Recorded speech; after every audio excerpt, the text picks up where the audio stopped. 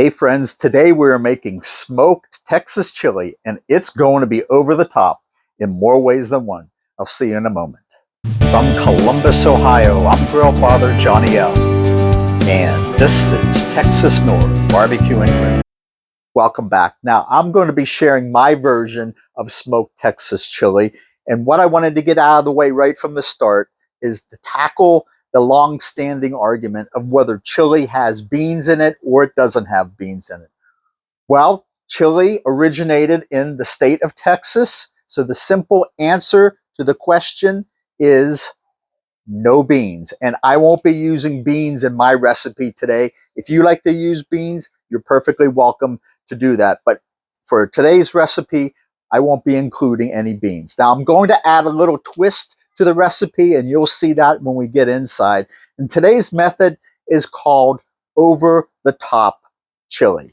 And first, what we're going to be doing is preparing the base, the chili base, without the meat. We'll be putting it in a pan, then heating it up, and then we will place the meat, whether it's ground beef or chuck roast. We'll place that on top of a grill grate, and then put that on top of the pan that has the base. Then we'll put it in the smoker until the meat reaches an internal temperature of between 150 to 165 degrees.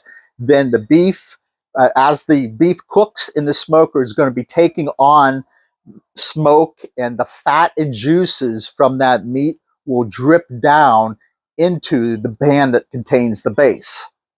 Once the beef reaches its temperature, we will crumble it into the base and then smoke it another couple of hours. Now, this recipe originated in 2016 and was created by Don and Johnny Barnes. I like to call it hangover chili, since the meat is literally hanging over the chili base until it reaches temperature. So hangover chili or over the top chili, whatever you want to call it. Let's head inside and get to work.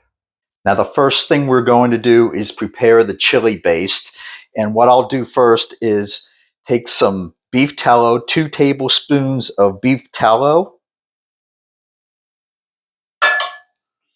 and then 3 cloves of minced garlic,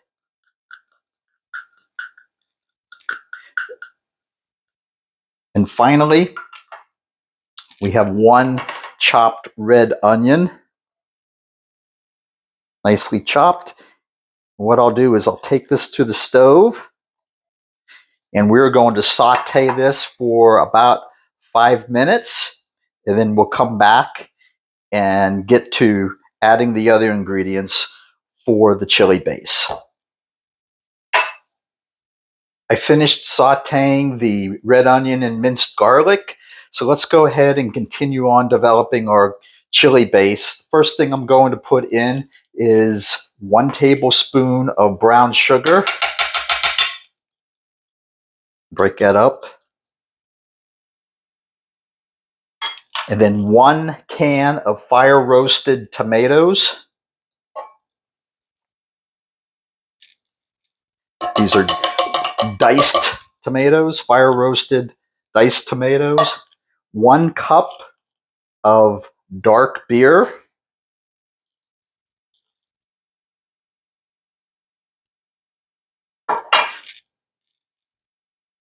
2 cups of beef broth. It's 1. Get some more here.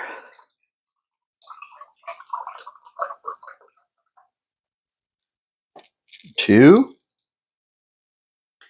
And then finally, my special ingredient for this chili is not going to be chili powder, but an ingredient called gochujang. And this is a red Korean chili paste. You can see it's gochujang, and a red chili powder that's basically a paste, and it contains glutinous rice, fermented soybeans, and salt. And what this will do is add a savory, spicy, and slightly sweet taste to the overall flavor profile. I'm only going to be using 1 tablespoon of it. I'm not a high heat kind of chili person, so I'm only going to use a little bit here. I may add some a little bit later on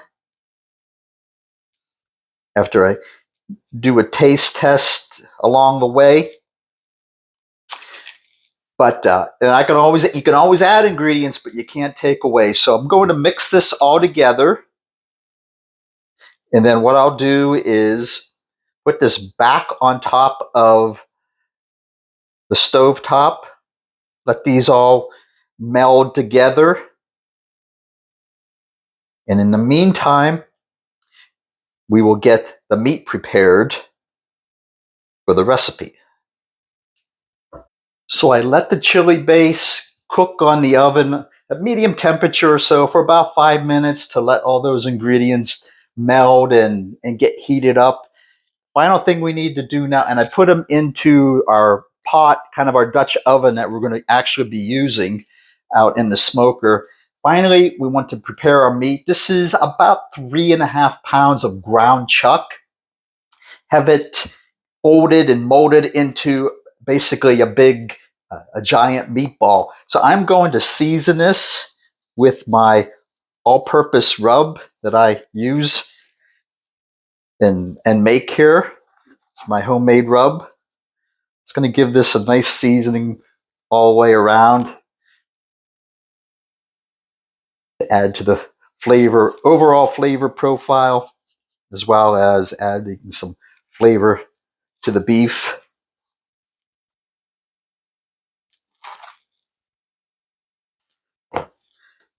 All right, and that's it for the meat. What I'll do then is put this on the grate like that. And then this goes on top of the pot that we're going to be using outside in the smoker. And we can go on ahead and get outside. Things are heating up out there. I have the smoker set up for 275 degrees today. The firebox is going with our post oak. All I need to do now is put my probe into the meat. We're going to take this to 160 degrees, and then we will take it off, crumble it, then put it into our pot and let it cook for several hours after that. So we will just go ahead and continue to monitor and let this meat get up to temperature. The beef has reached 160 degrees, so it is time to go inside here. And what we will do at this point is we will take the meat probe out, and then we will crumble the ground chuck into pieces and place it inside the Dutch oven. And then we will continue on cooking this for another couple of hours. It's been about 3 hours and about 15 minutes, 3 hours and 15 minutes at this point. And with the meat and the base cooking separately, now we will join them together and have them smoke in the chamber another couple of hours. Now, after 5.5 hours, this is our final product. We'll go ahead and scoop it into the bowl. It's still nice and hot from the smoker. You can see the steam here. Now you can add whatever toppings you like. I'm just going to add some shredded cheddar cheese to the top. And then a dollop of sour cream.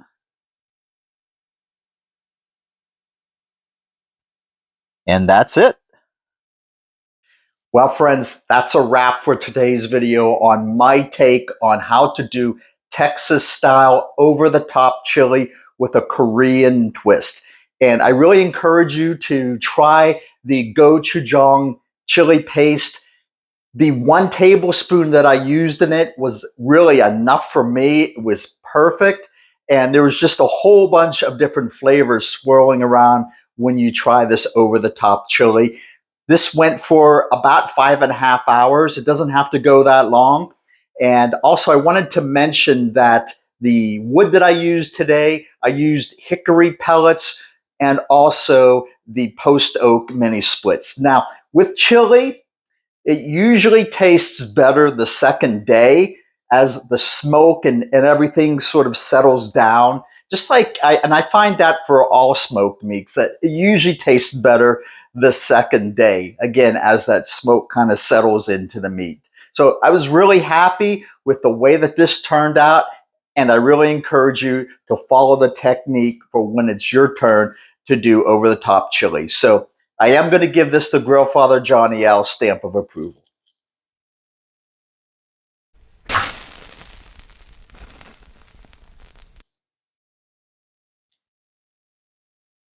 Hey everybody, thanks for stopping by the channel today. Hope you found this video useful and helpful. Would you do me a favor of hitting the like and subscribe buttons and sharing this video with a family member or friend? Till next time, this is Grill Father Johnny L. Take care, God bless, and smoke on. Grill Father Johnny L, can't you tell? He's the king of the smoke, the backyard spell. With a twisted, burning